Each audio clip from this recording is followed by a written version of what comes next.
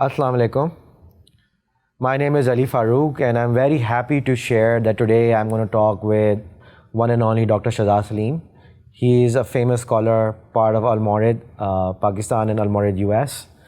And today, as you can see, we did not stage it, but we are wearing the same clothes, so that means a lot to me for the discussion we're going to have today. The idea behind these sessions, we're going to have 4 of them, is just to get to know Dr. Shehzad a bit more, get to understand his work. He spent years and decades on researching on Deen, on Mazhab, on Quran. So it's going to be great to understand from his perspective the effort that led to his work and what it means to him. So Shehzad Sahab, Assalamu alaikum. Wa alaikum assalam. How are you doing today? I'm absolutely fine because of the rain outside. Yeah, it's funny that we ended up wearing a very matching combination, and it looks like great minds think alike. You're the great one. Well, I wish. So I wanted to really start our first episode out of the 4 series talking about you a little bit, and what we really want to know and understand your journey towards Deen, and also in the end we'll talk further about your journey towards Al-Mawrid. So what led you to do what you do today? To research and to give your life to understand Deen. Well, Bismillahir Rahmanir Rahim. I think my journey with Islam started off with a rather tragic incident. So I lost my father when I was 14 years old, and this was a very huge event in my life, and it literally, jolted me and it shook me to the core. And it is from here that things like, or questions like, what is death? Who is God? Where do we come from? What is our purpose in life? Why is it that I lost my father and there are so many other people who have their fathers? So these questions started to bother me, and they awakened in me, I would say, something inside me, something spiritual, and I felt that I need to connect myself to God and maybe rediscover Him, and try to find the answers to these questions. So this was way back in 1981, I would say, close to more than 40 years ago, actually. So I was just about to begin college, and so I thought that I'd try to find the answers to these questions. And because I was always fond of reading, I thought that perhaps one of the areas that I can look for in finding these answers would be to study philosophy. Because as we all know, that philosophy is something which offers metaphysical solutions to a lot of questions that pop up in our minds.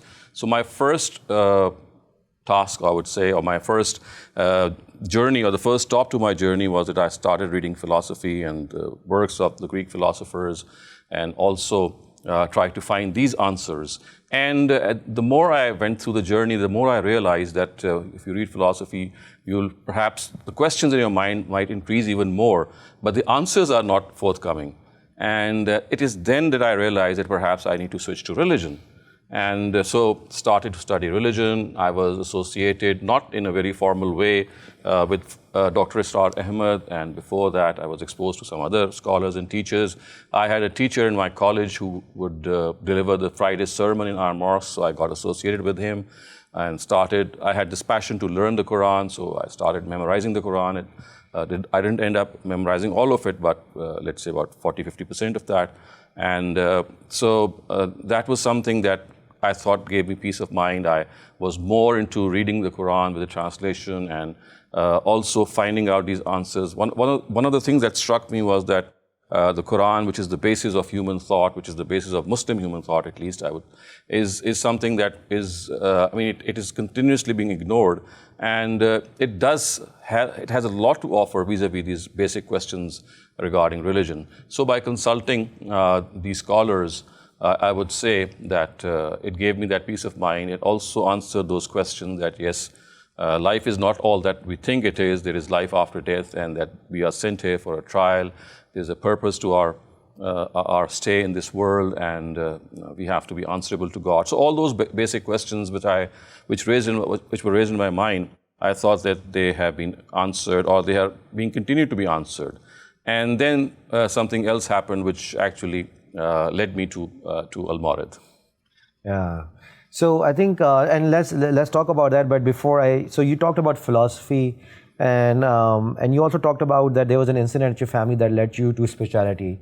Typically, what we have seen is that when something happens and when you lose your father, especially if it's at a younger age, you tend to not believe in God, because something very special was taken away from you. This happens quite a lot of youth and other people who have talked about it. So what led to spirituality in particular because of this incident? Is it that you already had some background in spirituality, something you were already doing, or?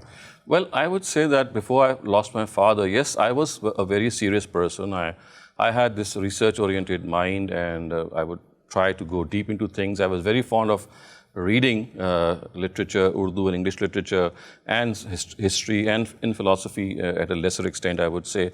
So I was always attracted by reading. And once I lost my father, actually, I think that I had this question in mind a lot, that why is it that God chose me to be an orphan at this young age?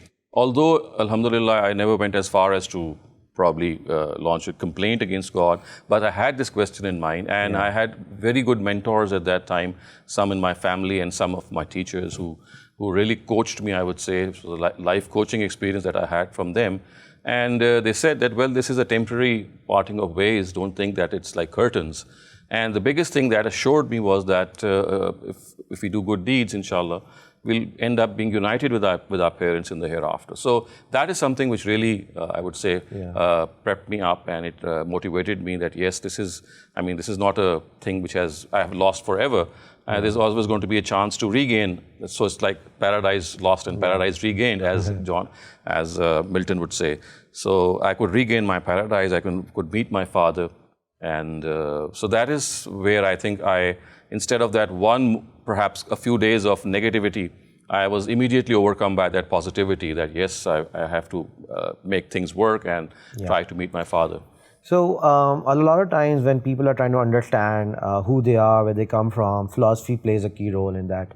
And a lot of times, people say that it doesn't answer, and sometimes when you try to get answers from your deen, from your religion, from your mazhab, also the reasoning of trying to understand deen is also considered philosophy. That's what people say. What do you think about that? Well, I think one thing which is common between religion and philosophy is that the questions that arise in our mind regarding certain metaphysical realities, both these subjects or both these disciplines, they attempt to answer them.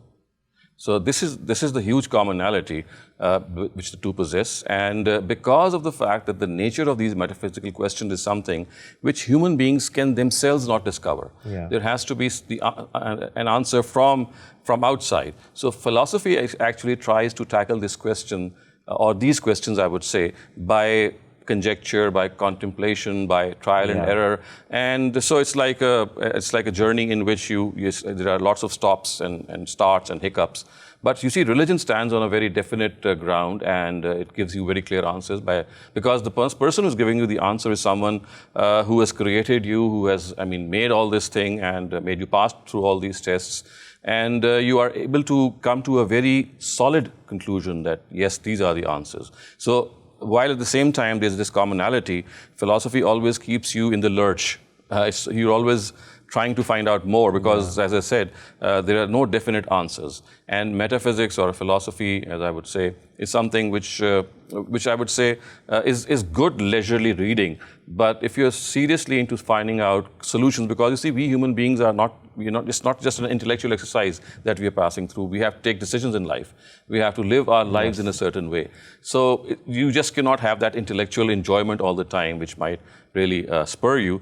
You need real-time, hard-time answers. So it is here that I did feel that studying philosophy does not, provide you with those solid answers which religion does. Got it. So let's go back to your journey. And you mentioned that initially you were introduced to Dr. Asrar, is that correct? A great scholar. Correct. Yep. So that is I think it's somewhere in 1985 or 84 when I introduced to him, because he was the strongest voice and perhaps the most, to me at that time, I thought he's the most sane voice, because the thing that I liked most about him Of course, later on I had my own differences, but the thing that I really admired him for was his touch with the Quran. So he was the person who gave this slogan that we must come back to the Quran. So it's like back to the Quran. That slogan really stuck with me, and I was very inspired. I remember that the first sermon that I gave of a Friday sermon, I was, I think, 16 or 17 years old, and I literally memorized one of his books which related to the Quran. I mean, I felt so good that I had learned that book by heart, because I couldn't actually deliver that myself. So it was his personality which was really inspiring, because, as I said, all his work, I mean, it gathered around the Quran. It was the linchpin of his work was the Quran. So I think that is something which attracted me the most. Yeah, it's very interesting. Those times in the 80s, he was definitely very popular, a very learned scholar. So I'm very curious to know what was the incident that, eventually from Dr. Star led you to Al-Mawrid. So what happened was that I was reading the Quran, and I remember I was reading Surah Bani Israel. If you remember Surah Bani Israel, we have the Isra, or the ascension of the Prophet, or the Miraj incident mentioned in the first verse. And suddenly, in the very next verse, there is a big digression, which looks like a very disjointed connection. And we have the history of Noah being related, and all those things. And of course, there were other areas as well. But this particular surah in Surah Bani Israel, the first and the second verse, I thought there was a huge disconnect. And they don't match with each other. What is the relationship with Miraj and the rest of the surah as it goes on? And I was discussing this with a very dear friend of mine who passed away, unfortunately, in a very tragic incident a couple of years ago. So he said, well, if you're looking after the coherence part or the nazm part, then there is a person who lives in Lahore, and you're lucky to be in Lahore, and his name is Amin Ahsan Islahi, and he has written a book or a tafsir which is called Tadabbur-e-Quran. And the hallmark of this tafsir is that it relates verses with each other. It explains the Quran as a holistic book, and you might find that interesting. And I said, yes, is that so? And he said, yes. So I remember, I immediately, maybe the next day or even the same evening, I rushed to the stores and I bought that 9-volume commentary of Ustaz Amin Ahsan Islahi, and I started to read it. But I didn't know at that time that Ustaz Amin Ahsan Islahi was alive. So later on, someone told me that if you're reading his book, you might as well go and meet him. Meet him, yes. But I, in the first instant, was not inspired until another incident happened. So I was still reading on the Quran. I was waiting for the turn to go to him, because I remember the part of Lahore that we lived in and the part that he lived in there was a considerable amount of distance, and I needed some more motivation to go to him. So I had this plan in mind that I'll go to him, but I was somehow waiting until something else happened, and that spurred me to go and meet him. And this is 1981, 82? So no, this is 1988. Oh, 1988. Yeah, 1988. So those are almost the last years of Amin Ahsan Islahi. Yes, actually, he died in 1997. Yes. So he was very sick in the last 3 years. He was totally bedridden. But I had a very good exposure and time with him from 1988 to 1994. I would say 6 years. Yes. So, and going to him, as I said, was once again, another incident happened in my life that I had to go to him.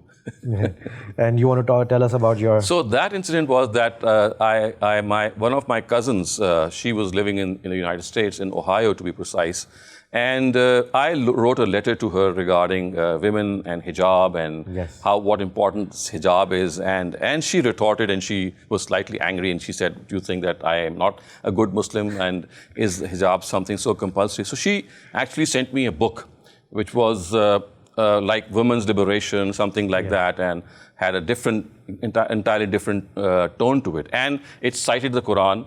And I still remember the author of that book was Dr. Kaqub Siddiq. He was a scholar in his own right. And when I received that book, and I saw that there was this Quran being quoted, Hadith being quoted, and I was not in the position to answer them. So I thought, now I must go and ask some scholar, that if hijab or all these things, they are something which are part of Islam, and then we have scholars counter-arguing against it. So what exactly is the truth behind it? So it was then that I actually went to Amin Ahsan Islahi's lecture. And when I went to him, I actually wanted to ask these questions to him, but he had gone hard on hearing. He couldn't hear. So once his lecture or his Quran lecture finished, I thought that I'll be able to ask questions, but I suddenly realized that people were asking questions by writing them down. So when I started to write my question, it became slightly lengthy. And when the time came up for my question to be read and answered, I thought I had more questions and more questions.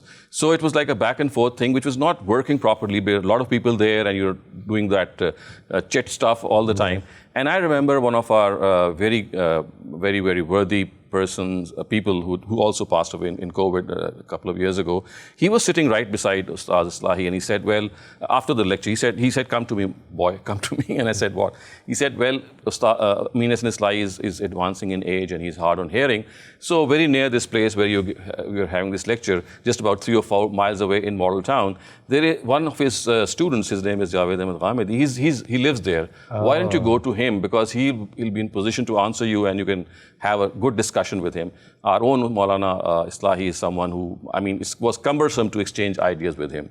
So I remember that immediately, right after the lecture ended, I went straight to Model Town, where Ustaz was living, and I was entering his house. I saw someone walking with measured steps and looking down.